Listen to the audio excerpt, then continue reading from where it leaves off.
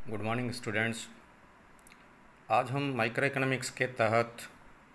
आगे प्रोडक्शंस की विभिन्न बिंदुओं पर चर्चा करेंगे। कल हमने प्रोडक्शन फंक्शन क्या है इसकी अपने वीडियो में चर्चा की और जिसमें ये बताया गया है कि production function is the physical relation between the quantity of production and the factor of the production. उत्पादन के साधनों और उत्पादन की मात्रा के बीच भौतिक संबंध को उत्पादन फलन कहते हैं। आज हम एक नए बिंदु पर चर्चा करेंगे और इसके अंतर्गत यह देखना चाहेंगे कि कुल उत्पादन, सीमांत उत्पादन और औसत उत्पादन में क्या संबंध होता है। इसे एक वक्र की सहायता से समझने का प्रयास करेंगे कि relation between TP, total production, marginal production, average productions. तो विद्यार्थियों देखिए, इस रेखा चित्र में आपको दिखाया गया है कि टीपी वक्र जो है वह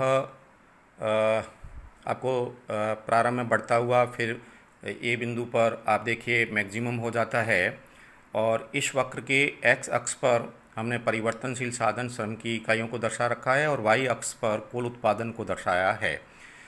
और हम ये मानकर चल रहे हैं कि उत्पादन का एकमात्र साधन श्रम है, वह गतिशील है। पूंजी को हम यहाँ पर स्थिर मानकर चल रहे हैं। ऐसी मान्यताओं के साथ में यदि हम इसकी व्याख्या करें तो प्रारंभ में ओ एफ श्रमिकों के सहयोग से अब देखिए टीपी जो है ओ ई बिंदु तक तेज़ी से बढ़ते हैं और उसके पश्चात एफ से डी तक टोटल प्रोडक्शन के बढ़ने की गति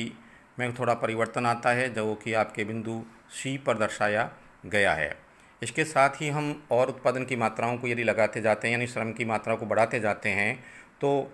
ओ बी श्रम की मात्रा लगाने पर टोटल प्रोडक्शन है वो अधिकतम हो जाता है और ऐसी स्थिति में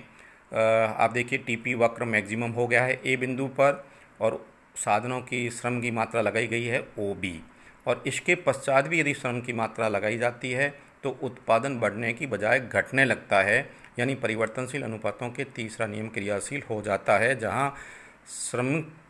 की उत्पादकता बढ़ने की बजाय घटने लगती है। तो यह आपको एक टोटल प्रोडक्शन कर्व बताया गया है, जिसमें हम जैसे जैसे श्रम की मात्रा ओ एफ फिर ओ डी फिर ओ बी लगाते हैं तो ऐसी स्थिति में उत्पादन की विभिन्न अवस्थाओं को दर्शाने वाला वक्र टीपी जो आपको दृष्टिगोचर हो रहा है ई बिंदु पर, सी बिंदु पर और ए बिंदु पर, एक के बाद में टीपी में है वह गिरावट होने लगती है।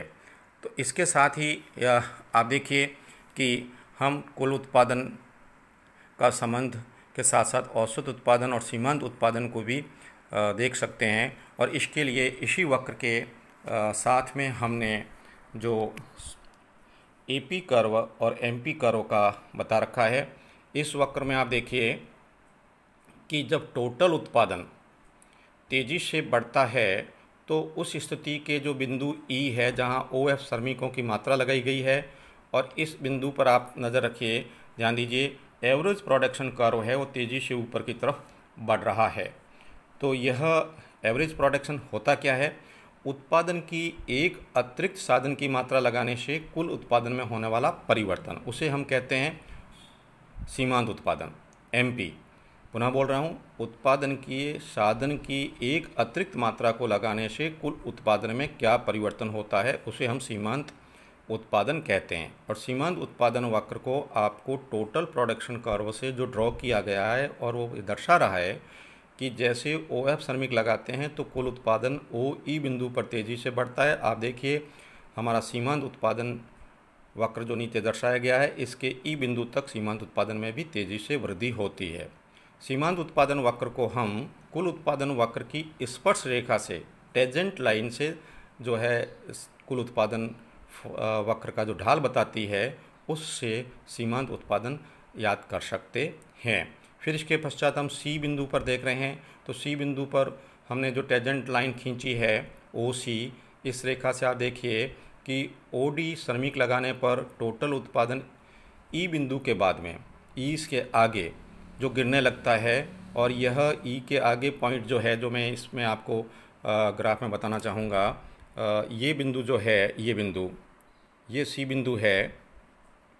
इस सी बिंदु पर आप देखिए कि ई के पश्चात जो उत्पादन में वृद्धि की दर है वह थोड़ी घटने लग जाती है, कम होती हुई बढ़ती है, और ऐसी स्थिति में सीमांत उत्पादन ई के बाद में घटने लगता है। और सी बिंदु पर जहाँ सीमांत उत्पादन अधिकतम है, जहाँ पर सीमांत उत्पादन गिरने लगता है ई के बाद में, और सी बिंदु तक उत्पादन के बढ़ तो रहा है लेकिन बढ़ने की गति कम है, और ऐसी स्थिति में औसत उत्पादन है सी बिंदु पर अधिकतम होता है। सी बिंदु के बाद में जब टोटल जो प्रोडक्शन कर्व है, जो ऊपर वाले चित्र में ए बिंदु पर दर्शाया गया है, और यहाँ से जो स्पर्श रेखा खींची गई है RS, इस स्पर्श रेखा से MP वक्र जो है वह आपके चित्र के दूसरे भाग में नीचे दर्शाया गया है कि ए बिंदु पर जहाँ टोटल उत्पादन अधिकतम होता है वहाँ सीमांत उत्पादन 0 हो जाता है। यानी नीचे वाले चित्र में MP जो है वो 0 लाइन को यानी X एक्सिस को के बराबर हो गई है। और इसके बाद में भी यदि साधनों की मात्रा बढ़ाते हैं तो TP घटने लगती है, वहाँ पर MP जो है सीमांत उत्पादन है वो ऋणात्मक हो जाती है। ए बिंदु के बाद में आप देखिए चित्र में TP गिर रही है, और इसके बाद में देखिए MP है वो नेगेटिव हो रही है। अब हम MP के साथ साथ औसत उत्पादन के संबंध की भी यदि चर्चा करें तो औसत उत्पादन का मतलब होता है कुल उत्पादन में श्रम की इकाइयों का भाग देने से औसत उत्पादन प्राप्त हो जाता है। क्योंकि यहाँ पर परिवर्तनशील साधन श्रम ही है, अतः TP/QL प्रोडक्शन का जो साधन है वह श्रम है। तो टोटल प्रोडक्शन में यदि हम लेबर की मात्रा लगाते हैं तो ऐसी स्थिति में जो उत्पादन प्राप्त होगा वो AP होगा। तो विद्यार्थी यहाँ ध्यान दें, AP वक्र भी दर्शाया गया है। AP वक्र है वह C बिंदु तक तेज़ी से बढ़ रहा है, और उसके बाद में इसके बढ़ने की गति बढ़ता नहीं है, फिर घटने लग जाता है। और यदि मैं AP और MP के बीच के संबंध की बात करूं तो आपको चित्र में देखिए आप कि जब AP बढ़ती है उस समय सीमांत उत्पादन उससे अधिक या ऊपर रहता है। तो देखिए C बिंदु तक AP बढ़ रही है, और सीमांत उत्पादन का जो वक्र है वह इस AP लाइन से ऊपर की तरफ है। फिर इस C बिंदु पर MP वक्र है वह AP वक्र को काटकर नीचे की तरफ गिरने लगता है, अर्थात C बिंदु के बाद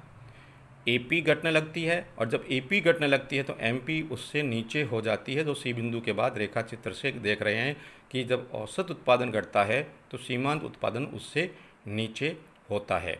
जो C बिंदु पर आपको दिखाई दे रहा है। और इसके बाद में आप देखिए कि B बिंदु तक दोनों गिर रहे हैं C के बाद में, लेकिन B पर सीमांत उत्पादन शून्य हो जाता है और MP भी घटने लगता है। तो यह जो एवरेज प्रोडक्शन, मार्जिनल प्रोडक्शन